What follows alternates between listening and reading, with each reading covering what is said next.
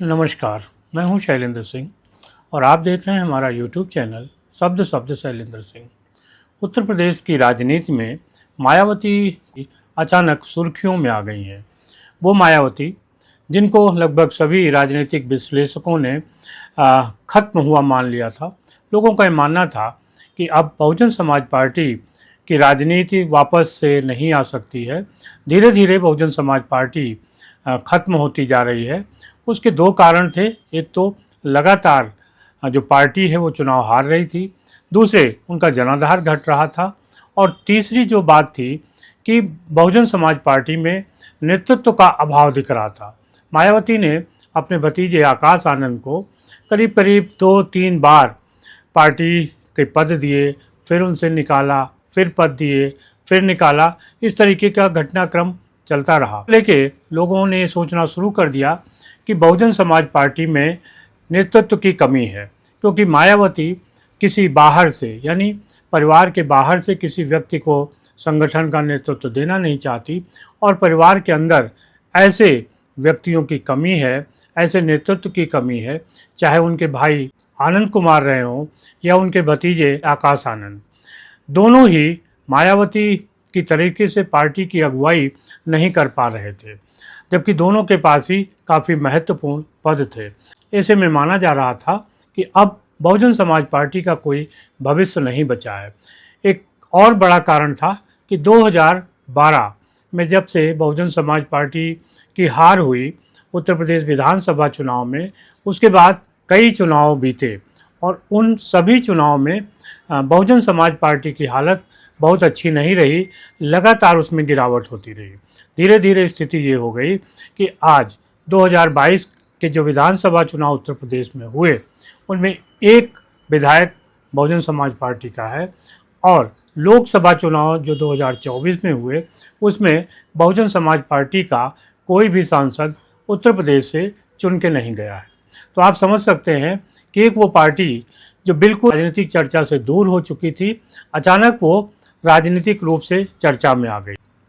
चर्चा उसकी तब शुरू हुई जब 9 अक्टूबर यानी कल मान्यवर कांशीराम, जो बहुजन समाज पार्टी के संस्थापक थे, उनका 19वां परिनिर्वाण दिवस यानी पुण्यतिथि मनाई जा रही थी। और इस बार बहुजन समाज पार्टी ने तय किया था कि उनकी पुण्यतिथि पर वो एक बड़ा कार्यक्रम करेगी। लखनऊ में कांशीराम स्मारक स्थल है, जो पुरानी जेल जहाँ पे थी उसको तोड़ के बनाया गया था जब मायावती मुख्यमंत्री थी।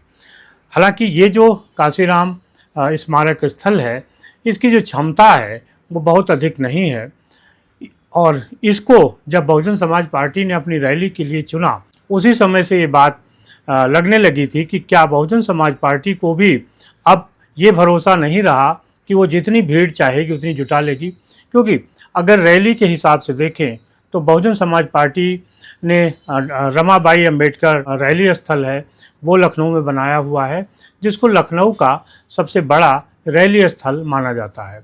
मायावती के कार्यकाल में ही वो बना था। उसके अलावा स्मृति उपवन है, जहाँ पे कि लखनऊ महोत्सव लगता है। और फिर जो तीसरा बड़ा मैदान था, हालांकि वो मैदान कहना उचित नहीं होगा क्योंकि वो इको गार्डन बनाया, कांशीराम स्मारक स्थल। अब चूँकि कांशीराम की पुण्यतिथि थी, स्मारक स्थल पर इस रैली का औचित्य बनता। ये बात और है कि इस रैली स्थल की जो क्षमता है वो बहुत अधिक नहीं थी।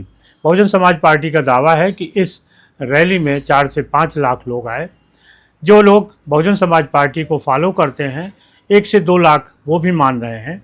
लेकिन अगर इन दोनों के अलावा देखी जाए तो ये बात स्वीकार की जा सकती है कि 70-80 हज़ार से कम पब्लिक किसी भी हालत में नहीं थी।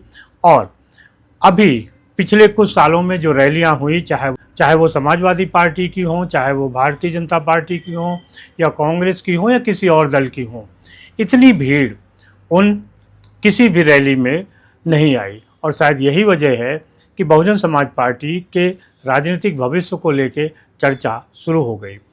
जो एक और ख़ास बात थी कि पहले जब भी मायावती की कोई रैली होती थी, तब सिर्फ मंच पर एक कुर्सी लगती थी जिस पे मायावती बैठती थी। लेकिन इस बार ये जो परिपाटी है वो बदल गई। अब मायावती की कुर्सी हालांकि अलग लगी थी, उसके साथ में उससे थोड़ा सा दूर 6 कुर्सियां लगी थी और उन 6 कुर्सियों पर 6 ऐसे नेता बहुजन समाज पार्टी के थे जो अलग अलग जातियों से संबंध रखते थे, जिनमें से 2 तो उनके अपने परिवार के थे, आनंद कुमार जो उनके भाई और आकाश आनंद जो उनके भतीजे।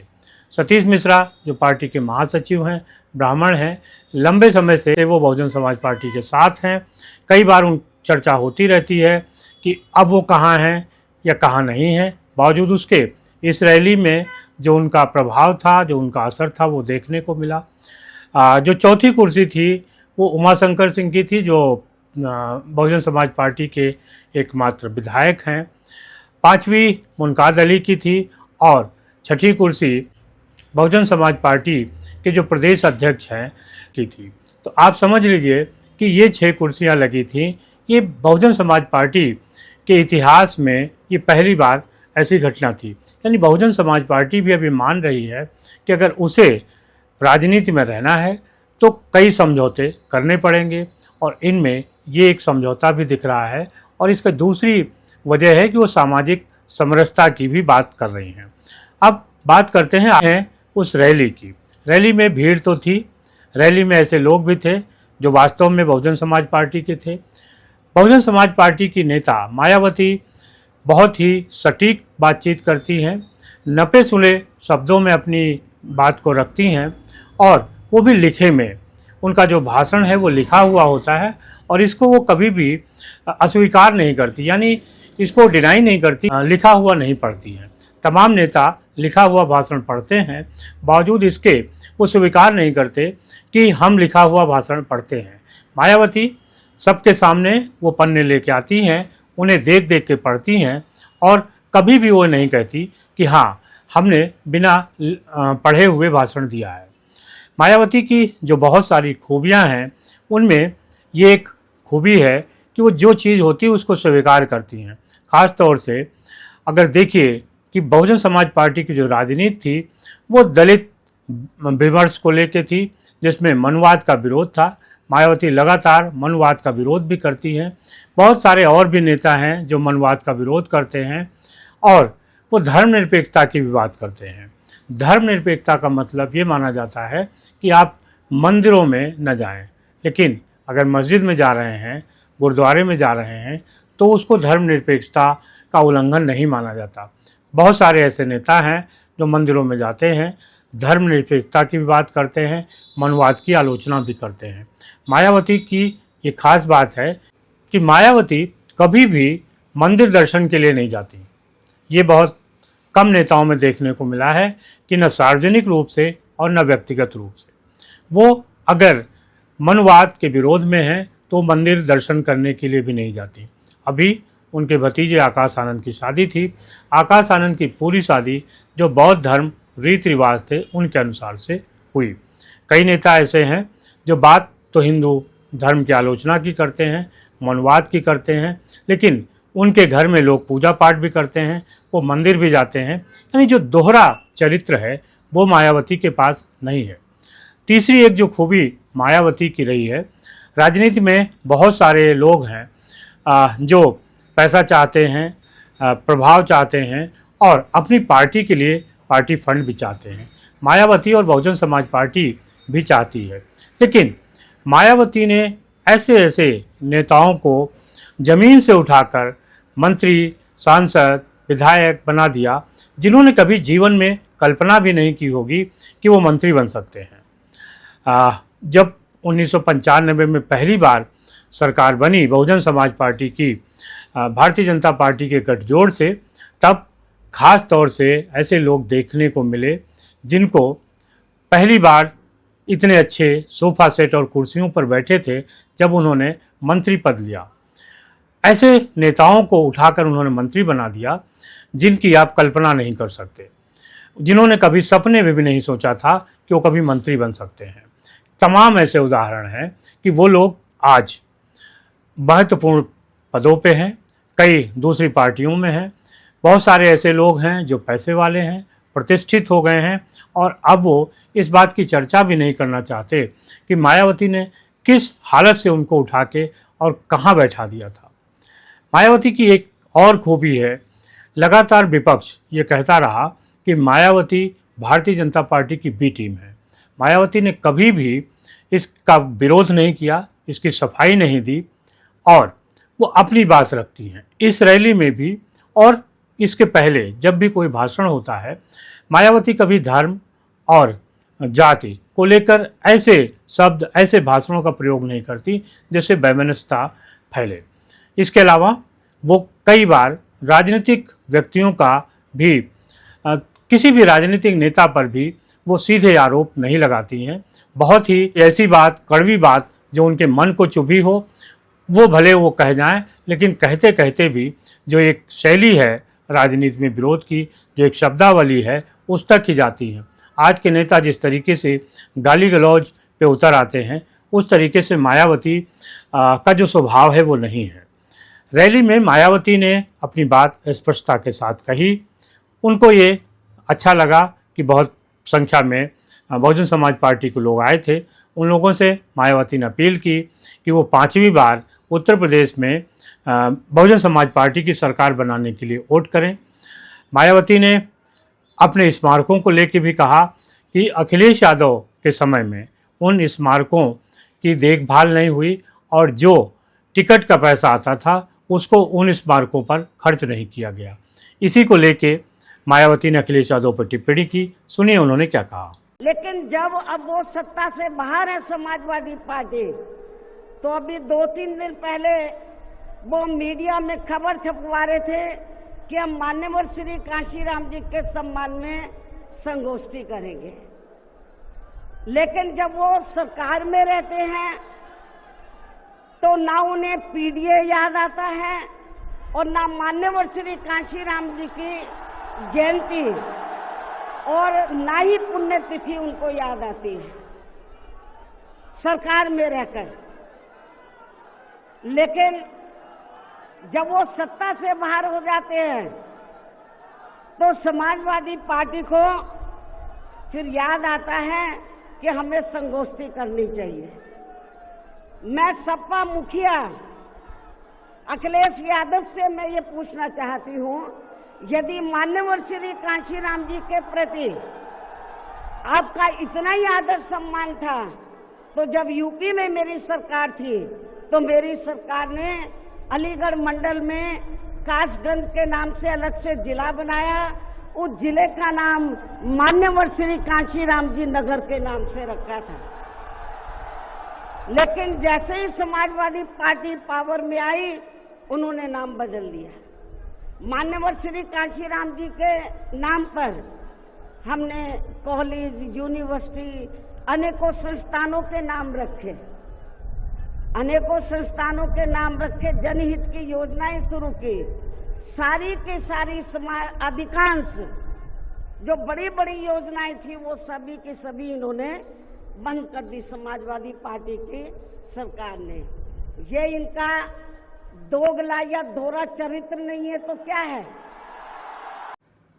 मायावती ने अपनी पार्टी की नीतियों को लेके और आने वाले जो भविष्य है चुनाव है उसको लेके भी अपनी बात रखी। संबंध में मैं आप लोगों को ये बताना चाहती हूँ, जब यूपी में हमारी सरकार थी और ये मान्यवर श्री कांशीराम जी के आदर सम्मान में ये जो विशाल स्मारक स्थल जब बनाया गया था, तो हमने उसी समय हमारी सरकार ने ये व्यवस्था की थी कि हम देखने वालों के लिए इस पर हम टिकट की व्यवस्था करेंगे और इसका जो पैसा आएगा टिकट का, तो वो किसी और मद पर खर्च नहीं किया जाएगा, बल्कि जितने भी उत्तर प्रदेश की राजधानी लखनऊ में जो स्मारक बने हैं, पार्क बने हैं, तो उनके रख रखाव पर खर्च किया जाएगा।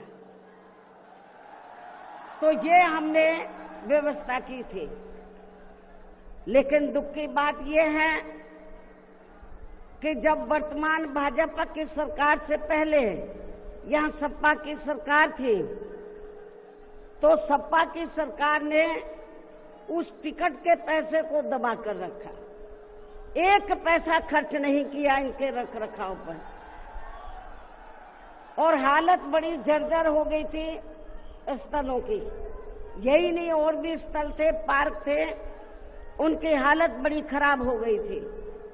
तो तब मैंने उत्तर प्रदेश के मुख्यमंत्री जी को ये कहा, लिखित चिट्ठी के जरिए उनसे रिक्वेस्ट किया कि हम आपसे ये नहीं कहते कि दूसरे मद का पैसा आप इनके रख रखाव पर लगाओ। तो जो देखने वालों का टिकटों का पैसा काफी बड़ी तादाद में इकट्ठा हो गया है गवर्नमेंट के पास, उस पैसे को इनके रख रखाव पर लगाया जाए।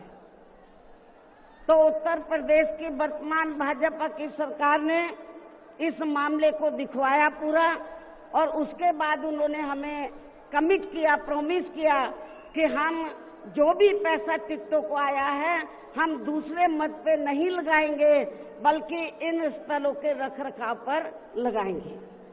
उन्होंने ये लगाया, इसलिए हमारी पार्टी उनकी आभारी है। लेकिन वही दूसरी तरफ समाजवादी पार्टी कि जब यूपी में सरकार थी और ये स्थल बन चुके थे, तो उन्होंने इनके रख रखाव पर कोई पैसा खर्च नहीं किया, टिकटों का पैसा दबा कर रख लिया। अब ये बात और है कि मायावती ने जिस तरीके से अपनी बात रखी वो कई लोगों को बुरी लगी, और इनमें से समाजवादी पार्टी के नेता अखिलेश यादव प्रमुख थे।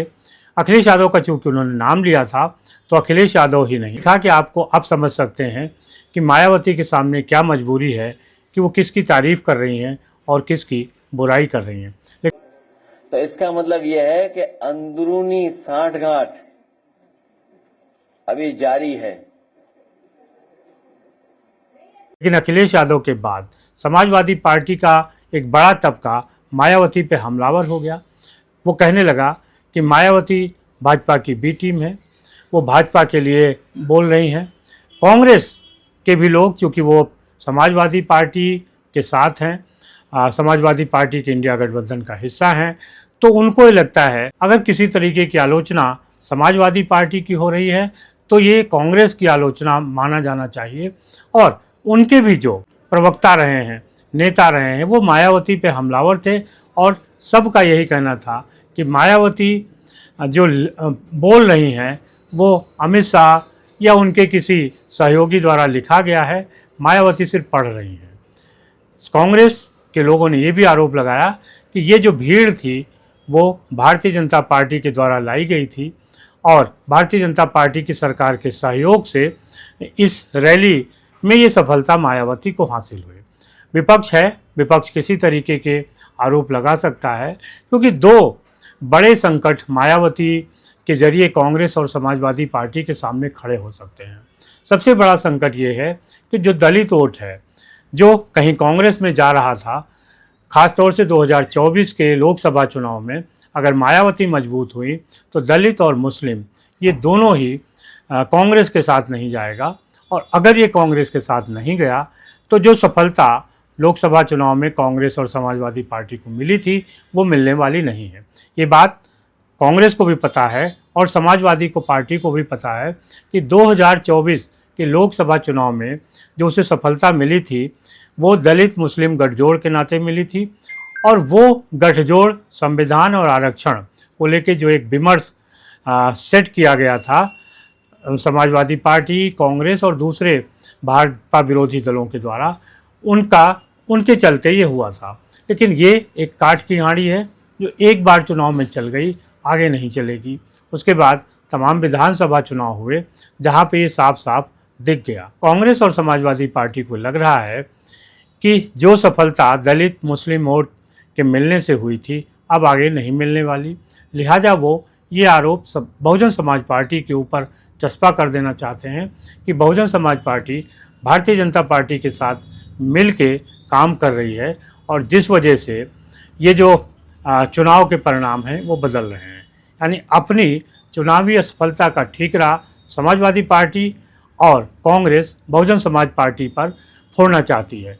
लिहाजा उन्होंने पहले से ही एक लाइन ले ली है कि अब भारतीय जनता पार्टी की मदद से बहुजन समाज पार्टी आगे बढ़ रही है। हालांकि इन आरोपों पर मायावती ने किसी भी तरीके की टिप्पणी नहीं की, ना ही बहुजन समाज पार्टी का कोई नेता इस पे टिप्पणी कर रहा है।